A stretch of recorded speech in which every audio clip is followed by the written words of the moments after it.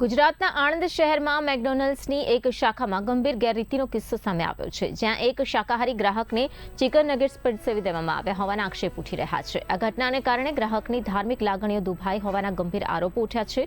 McDonald's પર લગાવવામાં આવ્યા છે ગંભીર આરોપો. ગ્રાહકે મેકડોનલ્ડ્સ પર ગંભીર બેદરકારી અને છેતરપિંડીનો આરોપ મૂક્યો છે. આ અંગે ગ્રાહકના જણાવ્યા અનુસાર તેણે મેકડોનલ્ડ્સમાં વેજ ચીઝ નગેટ્સનો ઓર્ડર કર્યો હતો. જો કે સ્ટાફ દ્વારા તેને જણાવવામાં આવ્યું હતું કે ચીઝ નગેટ્સ ઉપલબ્ધ નથી, માત્ર નગેટ્સ જ છે.